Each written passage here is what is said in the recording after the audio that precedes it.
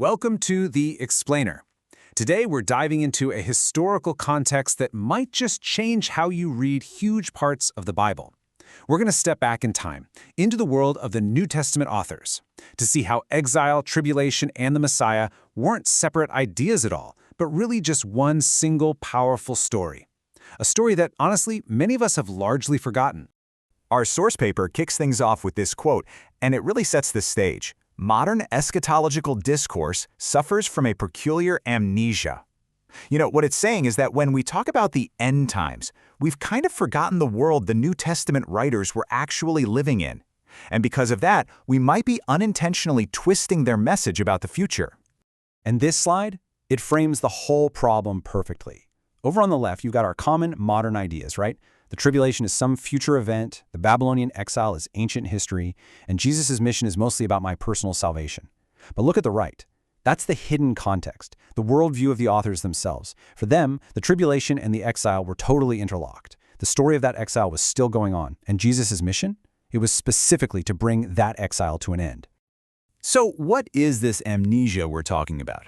Well, it's a forgotten framework. Let's unpack the historical and theological worldview that the New Testament writers just took for granted, a worldview that most modern readers, well, we miss it entirely.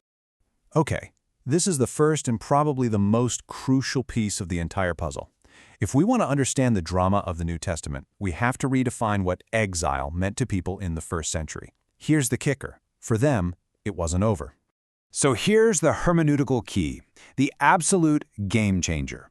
For a Jew living in Jesus' time, the exile was not a closed chapter of history. And this wasn't just some vague spiritual feeling of being distant from God. No, this was a concrete, historical, and theological fact based on their own scriptures and the reality they saw all around them. And this slide here breaks down exactly why they felt that way. For starters, the 10 northern tribes that were scattered by Assyria, they'd never come back. The promise was to regather all 12 tribes, and that was still incomplete. Second, they were still being ruled by foreign Gentile powers, most recently, of course, by Rome.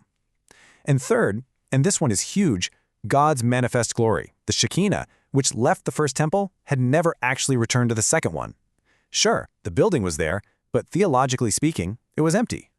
So if you're living with this idea of an ongoing exile, it completely reframes how you think about the tribulation.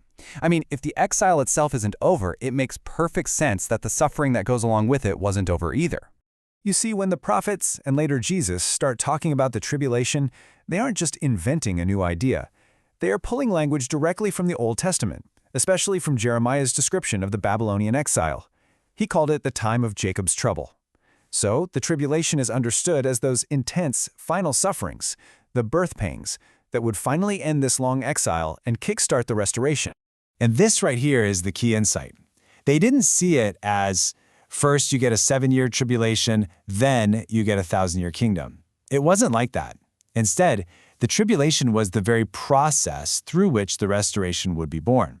The suffering wasn't just some awful thing you had to get through to get to the good stuff. It was the necessary crisis that would actually bring it about. Okay, so with this backdrop, an ongoing exile, an interconnected tribulation, the arrival of Jesus suddenly takes on this powerful and incredibly specific meaning. He wasn't just some great moral teacher. He was showing up at a very specific moment in Israel's story to do a very specific job. When you look at it through this lens, his mission directly answers every single problem of the ongoing exile. His announcement that the kingdom is near, that's basically him saying the exile is finally ending. The incarnation? That's God's glory returning to the land, not in a cloud, but in a person. The cross isn't a tragic failure. It's the moment that focuses all the redemptive suffering of the tribulation into one decisive world-changing act. And Pentecost? Well, that's the start of the great regathering of all those scattered tribes into a new family.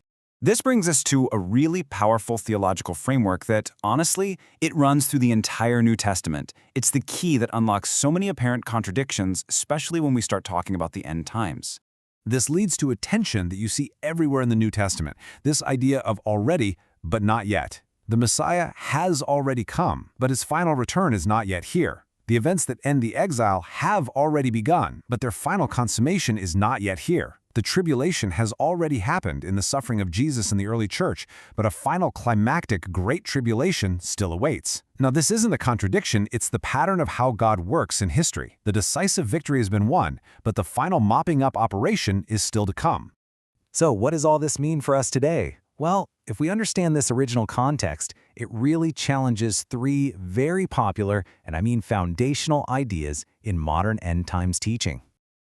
So the first modern myth this whole framework challenges is the idea of a very specific 7-year tribulation period, which people often connect to the prophet Daniel.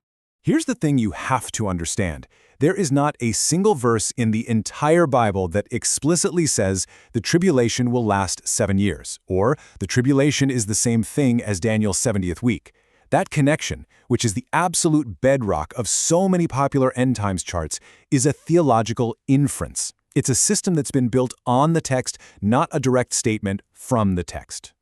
All right, the second myth is the idea that the tribulation is this one single event that hasn't happened at all yet, and it's just waiting for us somewhere down the road. This view totally misses the already part of that already but not yet equation we just talked about. It ignores the fact that the first century church saw themselves as living inside the tribulation, those birth pangs of the new creation. For them, the suffering had been kicked off by the Messiah, and now they were participating in it as they took the gospel out into the world. And finally, we get to the very common expectation that a physical temple has to be rebuilt in Jerusalem, complete with animal sacrifices, in order to fulfill end times prophecy. The thing is, this idea runs directly against the grain of the New Testament's own theology. I mean, its authors are practically shouting from the rooftops, Jesus himself is the new temple. Believers filled with the Spirit are now called the temple of God. And the book of Hebrews argues so powerfully that the entire sacrificial system is obsolete, it's finished, it's been permanently fulfilled in Jesus' death. To expect a return to that system is to move backward, not forward in the biblical story. So here's the big takeaway. Recovering this Second Temple framework isn't just some interesting academic exercise. It's about putting all the pieces back together so we can see the single cohesive story the biblical authors were actually telling. A story about a long, painful exile that was finally ending through the life, death, and resurrection of their Messiah. And that's our explainer. It really leaves us with a big question to chew on.